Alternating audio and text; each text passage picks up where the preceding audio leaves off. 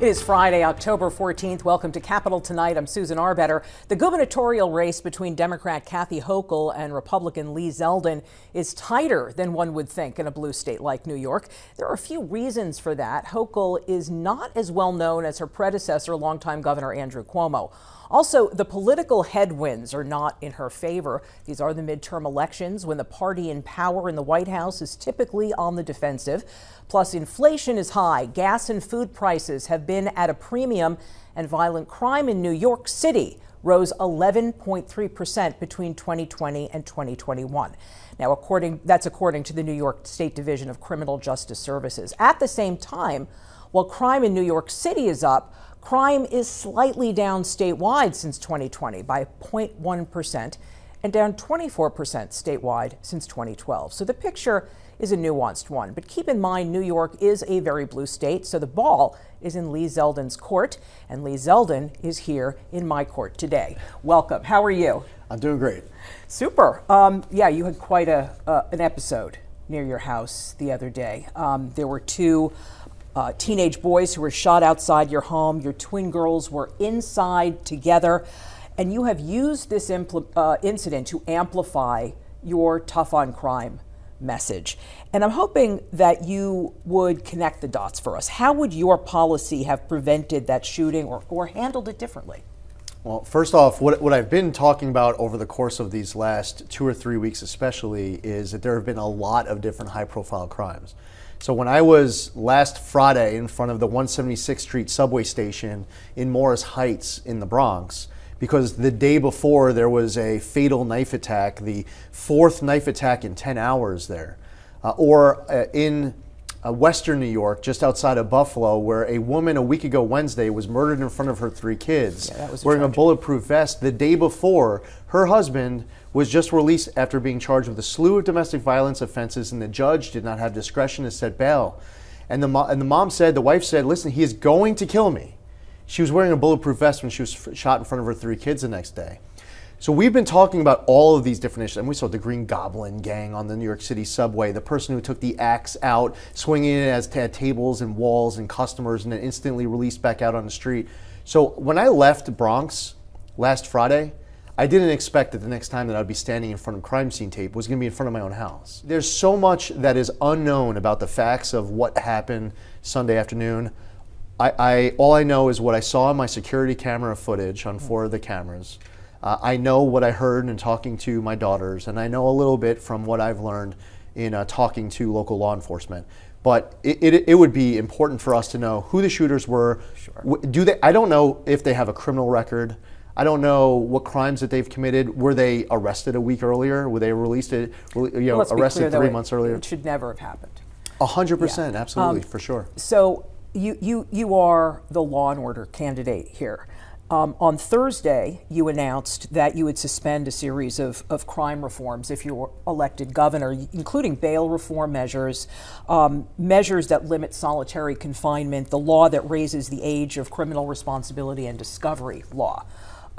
So I checked with no fewer than 4 constitutional scholars and some other pretty smart people. And they said that while the governor does have plenary powers to declare a state of emergency and do exactly what you have said, roll back these laws, any interested party, including Democrats, could instantly go to court and seek an injunction.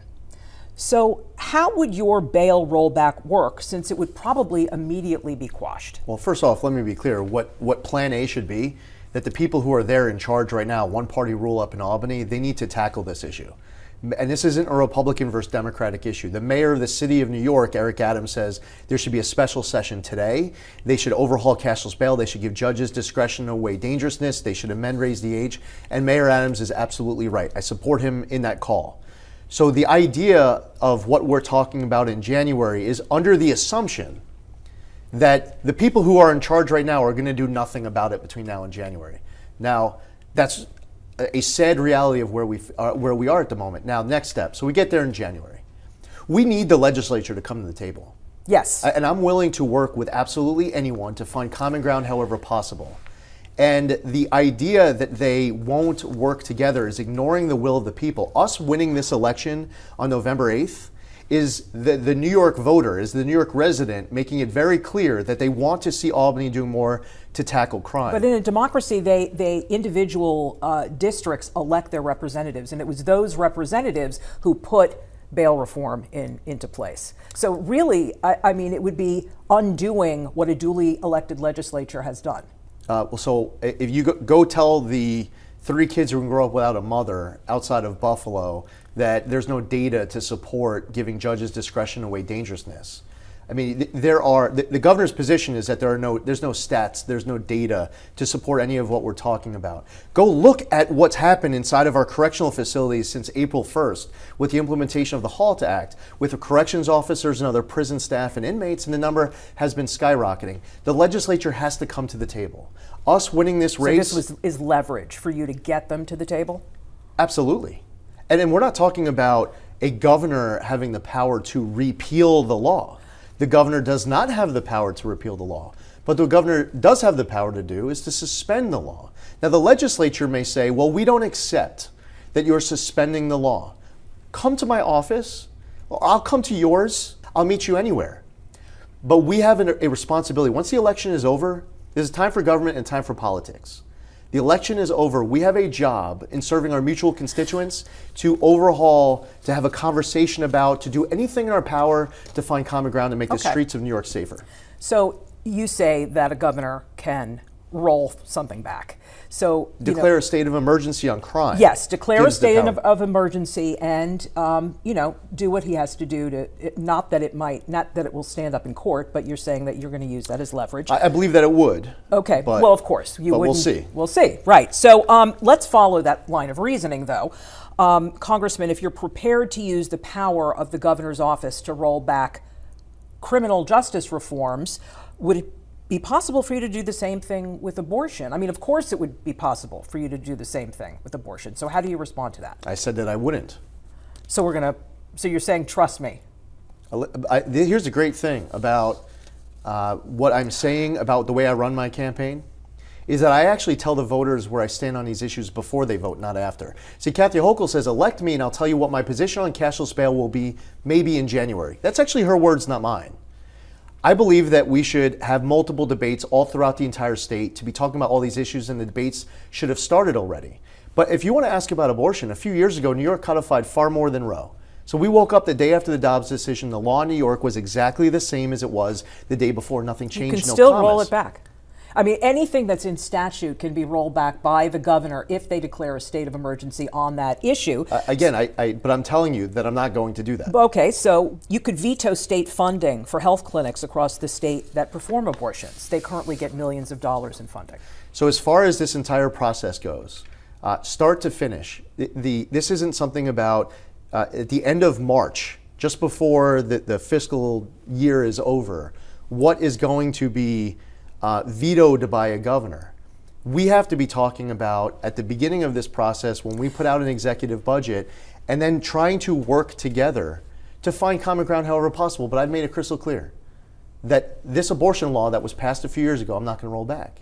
Now, here's the problem. But there are other, I guess my question is, there are other tangential issues like abortion funding for this, or access that Hochul has given to people in other states to come to New York to get abortions. There are lots of different ways. I don't think New York taxpayers are interested in paying for everyone else's budgets, everyone else's abortions all across the country. So you would roll that Listen, back. What's important is the will of the people, and I respect the will of the people. But in and what New I York, have found in my travel, if you don't mind, what I've found in my travels across this entire state is that there are a lot of New Yorkers who understand that this law was passed a few years ago and they do not want it rolled back. I will not and I cannot. That's my message. Now, as far as the budget goes, if you want to talk about individual items on anything, you happen to be asking me a lot of questions about abortion. We could be talking about crime, we could talk about Medicaid, education, transportation, the list goes on. We could talk about cutting taxes in the state and making life in New York more affordable. We could talk about bringing energy costs, but there's a lot of questions here about abortion. I don't believe, in my opinion, after spending a lot of time talking to New York voters, that they don't want to have to pay the abortions for everyone else across the country. That's my read off talking to New Yorkers. Now, if I'm way off base, now I'm happy to. A central point of your campaign has been that Kathy Hochul has not done any debates. So, or is only doing one debate, I should say, and that happens to be at Spectrum. That debate on the 25th, we're hoping that you show up to. Would love to have you there. Are you going to come to our debate? Again, the idea that there's a choice between two options, 0 debates or 1 debate, is an option that is only on the table because Kathy Hochul refuses to do multiple debates across this state. The debate will also air on You're C-SPAN. talking about 1 debate. Yeah, I'm saying Isn't that there it better should be, than no debates? See, again, what you are asking me is a question that is being planted because Kathy Hochul is saying that she will only agree to 1 debate. What I am saying is that there should be multiple debates all throughout the entire state. The only reason why you're asking me this question is because Kathy Hochul is saying that she will only do 1 debate.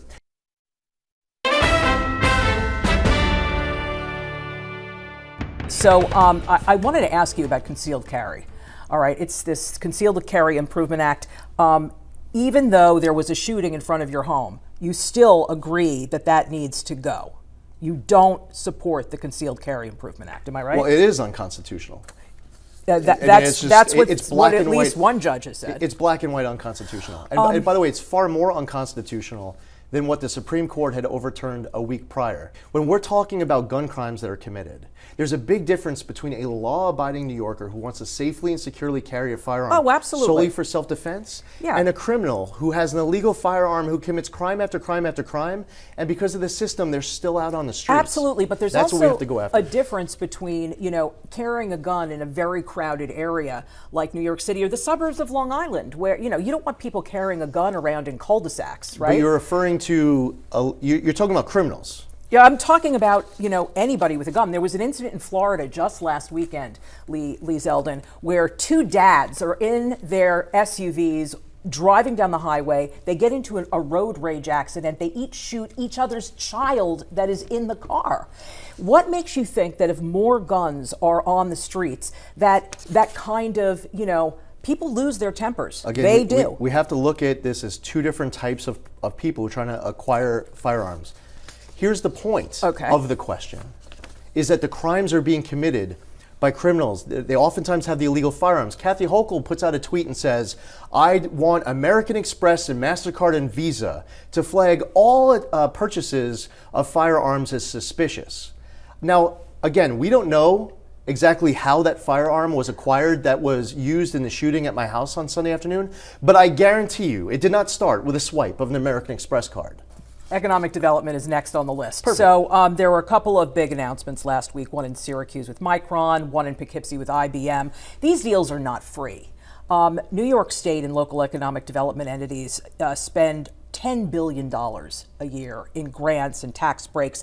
How would your administration track and evaluate the impact of these programs? That's very important, a responsibility to the people being stewards of their tax dollars. So what we should be doing is actually just improving the business climate where we don't have to be bribing all of these, any business to come to New York, where we're picking winners and losers based on who our favorite business is or maybe who our campaign donor is, or picking one industry over another industry. What we should be doing is leveling the playing field. Across the board, we should bring taxes down. We should reduce the cost to do business. We should make a better regulatory environment. We should improve who are in charge of our state agencies so that the people in charge are actually business friendly. Would you be willing to stop those deals if they weren't productive for New York? For example, 100%. like a solar city, if it came and it wasn't creating the jobs that they promised, you would say, absolutely. Please, if anyone ever says that they will not stop one of these projects once they get the proof that they're not working and they don't have the return on the investment that was promised, it is a duty, is a responsibility on the part of the elected official to kill it. All right, I want to ask you about improve it. Right, corruption. New York has had its share of corruption. As you know, pay to play, just insanity. There have been a few rumblings around Albany about ways that we can stop this sort of bad acting. And curbing self-dealing. And one of them is a bill codifying that the state controller has oversight powers on contracts. And the other is a bill that is a blackout period for donations from companies bidding on state contracts. Would you commit to these reforms? I love both. Beautiful. I think that the state comptroller has a duty to make sure that the money is being spent the right way. When you see a competitive bidding law that we have in this state suspended by the governor, that doesn't mean that the comptroller becomes less involved in that process. That state comptroller exists as a separate person in government. Who is separately elected. Who's separately elected to actually want to become even more interested in what happened. And I also think with regards to the prohibited period, this became an issue at a whole nother level when a bid was put in by somebody who wanted a multi-billion-dollar exclusive Medicaid transportation project and was actually meeting with the Hochul administration during a period that's currently banned under current law. As far as going further, I would not accept any donations from political appointees or spouses. I would not personally be meeting, these donor meetings, these one-on-one donor meetings that take place with people who are trying to get business before the state. That has to stop. We can't accept this toxic Albany as okay. It's becoming more and more toxic. Is there something, do you have any other reforms that, maybe we could file under cleaning up Albany? Yeah, sure. I mean, I just started to mention a few, and I think that it is important that the governor of the state of New York doesn't take in these donations from political appointees and spouses. I believe that it's important for the governor of the state of New York not to be having these one-on-one donor meetings. I support term limits. So you wouldn't have one-on-one meetings with people, with people who are trying to get business before the state? Yeah. Absolutely not. And by the way, we should, the fact that we just accept this as okay, that someone is actively soliciting business before the state of New York, and you then you call up the governor's finance director and say, hey, do you think you could get me 20 minutes on the governor's calendar? I want to donate $40,000 to the campaign. Like, while you're bidding for the contract? And FYI, you know how this works because you were an assemblyman. Yeah, state senate, yep. Or state senate, I'm so sorry.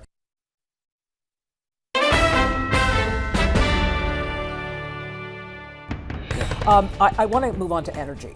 Sure. You're pro-fracking. Safe extraction of natural gas is what I call it. But you are pro-extraction of natural gas. Can I say that? I am. Okay.